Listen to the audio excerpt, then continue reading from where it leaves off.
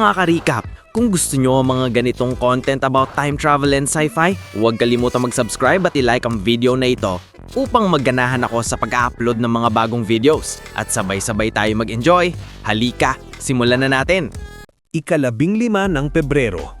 Isang 20 anyos na binatang nagngangalang Takatoshi Minamiyama mula sa Kyoto ang nakatagpo ng isang magandang dalagang nagngangalang Emi Fukujushi sa loob ng tren habang papunta siya sa kolehiyo. Agad siyang nabighani sa dalaga at itinuring niya itong pag-ibig sa unang tingin. Si Takatoshi ay isang undergraduate na estudyante ng visual arts at isang political satirist. Likas siyang mahiyain at sa simula ay pinipigilan niya ang kanyang nararamdaman, ngunit kalaunan ay nagpasya siyang lapitan si Emi. Sinadya niyang lumampas sa kanyang bababaan upang makausap siya. Pagkababa nila sa istasyon ni Emi, walang kasigurahuang inamin ni Takatoshi na siya ay umibig sa kanya at humingi ng kanyang email. Hindi naman mukhang mahiyain si Takatoshi para sa akin. Nang sabihin ni Emi na wala siyang email, inakala ni Takatoshi na tinatanggihan siya nito kaya't nagpasya na siyang umalis. Ngunit pinigilan siya ni Emi at tiniyak na talaga ngang hindi siya gumagamit ng email. Naupo silang dalawa sa isang bangko at nagkilalanan. Ibinahagi ni Emi na siya ay isang 20 anyos na estudyante ng cosmetology at kamakailan lamang ay lumipat sa lungsod. Nang tanungin ni Emi kung bakit siya lamang ang linapitan ni Takatoshi sa dami ng babae sa tren, sinabi niya na nakaramdam siya ng biglaang instinct na kausapin siya. Isang pakiramdam na hindi niya maipaliwanag sa salita. Pakiramdam niya raw ay matagal na niya itong kilala.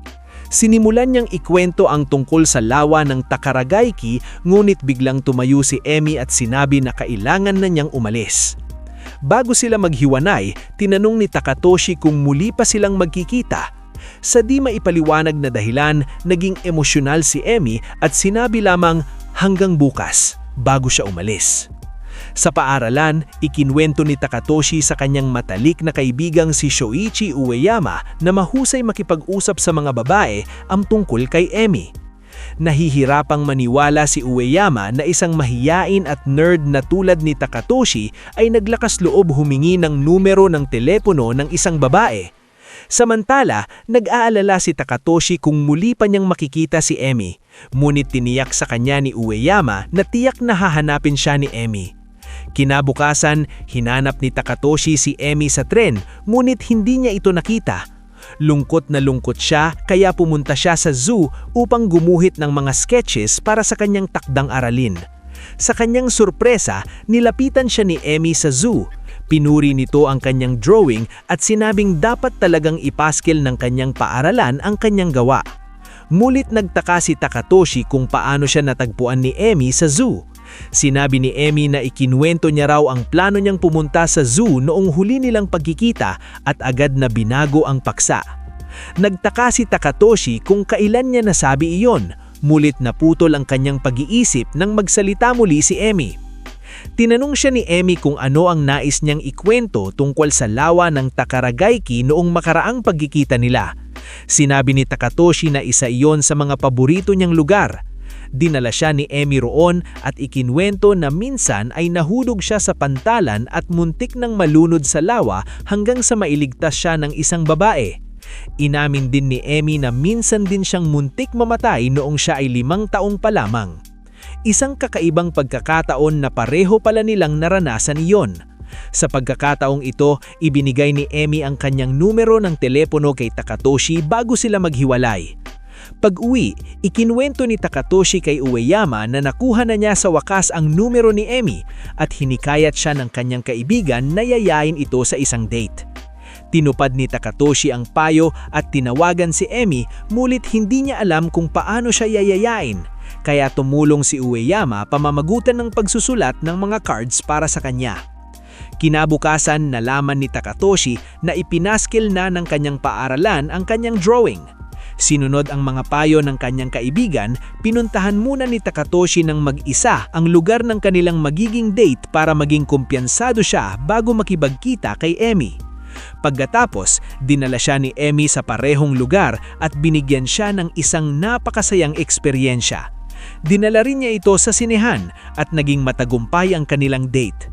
Sa pagtatapos ng date, naglakas loob si Takatoshi na tanungin kung maaari ba siyang maging nobya ni Emmy. Itinuro ni Emmy ang kanyang mga kahinaan, gaya ng pagiging emosyonal, ngunit sinabi ni Takatoshi na mahal niya lahat tungkol sa kanya. Muli itong pinaiyak si Emmy. Kinabukasan, dumalaw si Emmy sa bahay ni Takatoshi upang tulungan siyang lumipat sa kanyang bagong apartment, kung saan nakilala niya rin sa wakas si Ueyama. Matapos ilipat ang mga gamit, umalis si Ueyama ngunit naiwan si Emmy upang tulungan si Takatoshi sa pag-aayos ng apartment. Nakakita siya ng isang misteryosong kahon sa loob ng malaking karton at ipinaliwanag ni Takatoshi na 5 taon na ang nakalilipas na kilala niya sa isang palengke ang babae na nagligtas siya sa lawa at ibinigay sa kanya ang kahon. Ibinunyag niya na hiniling ng babae na wag niyang buksan ang kahon hanggat hindi sila muling magkikita. Matapos ayusin ang bahay, inihatid ni Takatoshi si Emmy sa istasyon at sa daan ay nag-ipon siya ng lakas ng loob at nakinakabahang nagtanong kung maaari niyang hawakan ng kanyang kamay. Pumayag si Emmy at naghawakan sila ng kamay sa unang pagkakataon. Lubos ang kaligayahan ni Takatoshi dahil iyon ang kauna-unahan niyang humawak ng kamay ng isang babae, habang si Emmy naman ay muling naging emosyonal at umiyak. Mas lalo silang naglaan ng oras para sa isa't isa. Nagluluto si Emmy kay Takatoshi at nagulat siya dahil ang lasa ng kanyang linuluto ay parang luto ng kanyang ina. Naisip ni Emmy na baka naglalagay ng tsokolate ang ina ni Takatoshi sa kanyang mga luto, katulad ng ginagawa niya. Nagulat si Takatoshi dahil hindi niya kailanman sinabi kay Emmy na naglalagay ng tsokolate ang ina niya sa mga putahe. Naisip niya na kakaiba na tila nahuhulaan ni Emmy ang mga bagay tungkol sa kanyang buhay, gaya ng kanyang naunang hula na maipapaskel ang larawan ni Takatoshi ng isang giraffe. Ngunit tinawanan lamang ito ni Emmy at tinanong kung ano ang gagawin niya kung kaya niyang hulaan ang hinaharap. Pabirong sagot ni Takatoshi na magsusugal siya buong araw at magiging sobrang yaman. Hindi mang bababa, tapat si Takatoshi.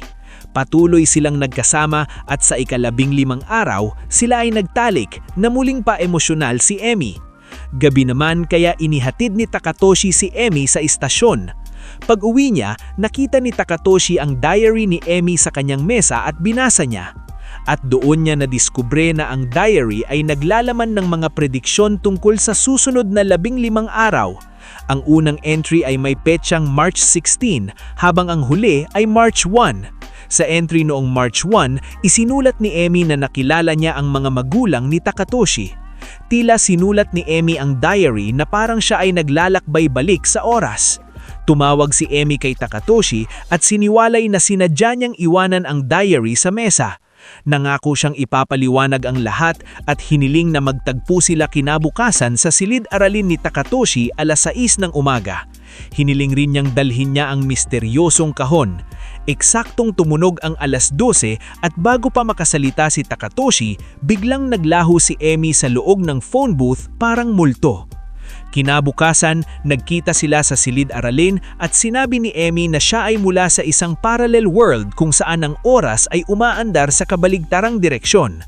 Ibig sabihin, kung ano ang hinaharap para kay Takatoshi ay nakaraan para kay Emmy at kabaligtaran din. Ipinaliwanag niya kung paano niya nalaman na maipapaskil ang larawan ni Takatoshi sa paaralan. Labis na nabighani si Takatoshi at noong una ay hindi siya naniwala. Ngunit nang ipinaliwanag ni Emmy kung paano niya nalaman ang sikretong reseta ng ina ni Takatoshi nang hindi pa niya siya nakikilala, nagsimula siyang maniwala.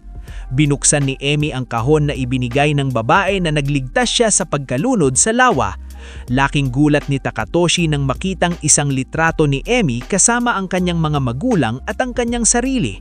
Ipinaliwanag ni Emmy na ang litrato ay mula sa kanyang nakaraan kung saan ang hinaharap ay ni Takatoshi.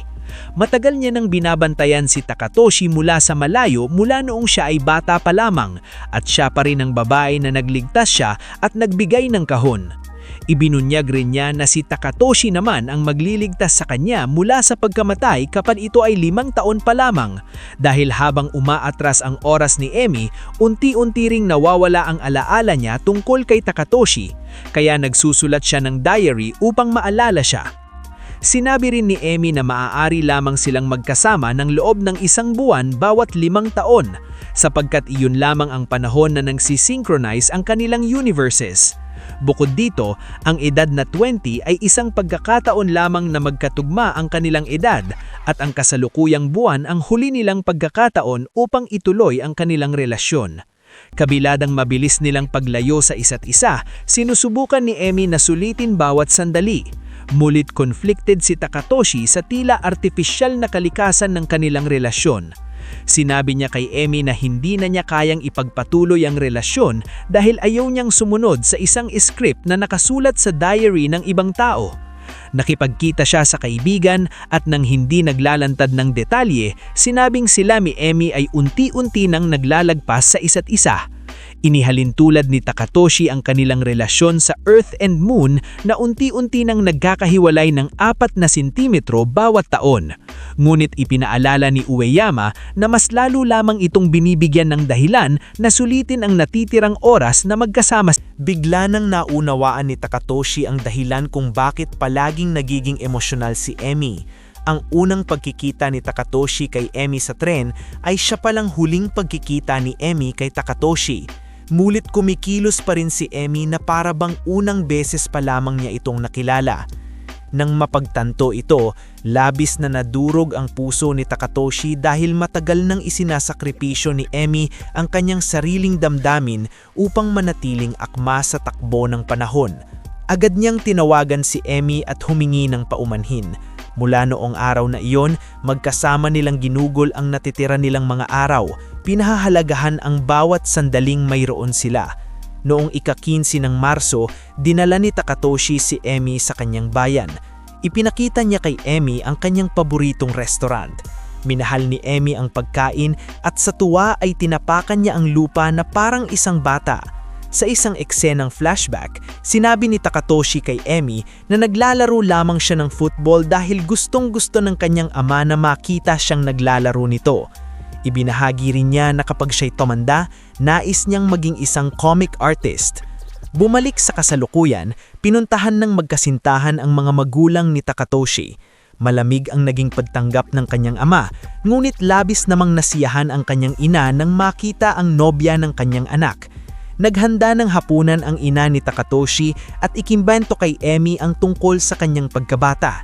Nang umalis ang ama matapos ang hapunan, ipinaliwanag ng ina kay Emi na malamig lamang umasta ang kanyang asawa sa harap ng iba, ngulit sa kaibuturan ng puso ay labis niya itong mahal ang kanyang anak. Bago sila umalis, muling kinuha ng magkasintahan ang parehong litrato ng pamilya na nasa loob ng kahon. Sa kanilang pag-uwi, napaiyak si Takatoshi sa panghihinayang sa pamilyang hindi niya mabubuo kasama si Emi. Dumating na sa wakas ang Marso 16. Ito ang huling araw na magkasama sila bilang magkapantay. Para kay Takatoshi, ito ang huling araw. Ngunit para kay Emi, ito ang unang araw. Hindi na maalala ng Emi na ito kung paano nila ginugol ang nakaraang 30 araw sapagkat tuwing sasapit ang hating gabi, isang bagong Emi ang nakakatagpo si Takatoshi. Nagkita sila sa silid-aralan ni Takatoshi dahil matagal na niyang nais iguhit si Emi mula pa noong una niya itong nakita. May dala si Emi na diary kung saan isinulat niya kung paano niya ginugol ang kanyang oras kasama si Takatoshi batay sa mga ikinuwento sa kanya ng 25 years old na Takatoshi. Kaya hiniling niya sa 20 years old na Takatoshi na ikwento ang lahat ng kanilang pinagsamahan sa nakalipas na 30 araw sa pinakamadalyadong paraan na kaya niya. Mula ngayon, balak ni Emi na gamitin ang na-updated na diary upang muling balikan at maranasan ang kanilang mga sandaling. Masayang ipinaliwanag ni Takatoshi ang kanilang masasayang araw habang iginuguhit siya. Dahil dito, napaluha siya. Nanatili si Takatoshi sa tabi ni Emi hanggang sa maghating gabi.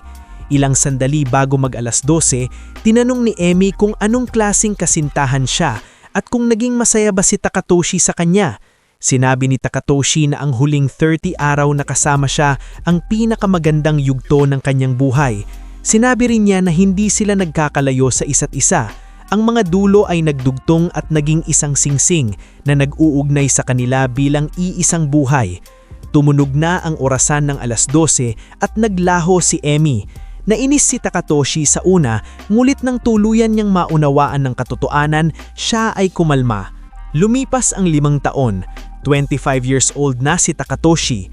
Nakilala niya ang isang 15 years old na Emi at ipinakita rito ang painting na iginuhit niya 5 years na ang nakalilipas.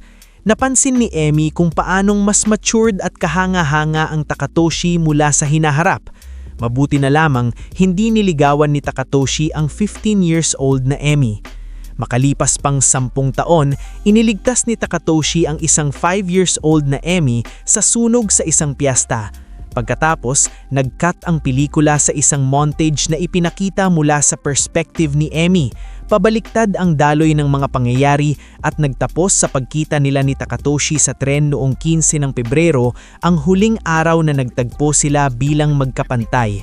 Mag-subscribe para sa iba pang mga video tulad nito. I-on ang notifications at mag-like upang makatulong sa channel. Salamat sa panonood. Sana nag-enjoy kayo mga ka-recap. Anong masasabi niyo sa movie natin ngayon? Mag-iwan ng komento sa baba. At huwag kalimutang mag-subscribe sa ating channel para sa mga new updates at uploads. Kita-kits sa susunod na kwento. Salamat at mag-iingat tayong lahat!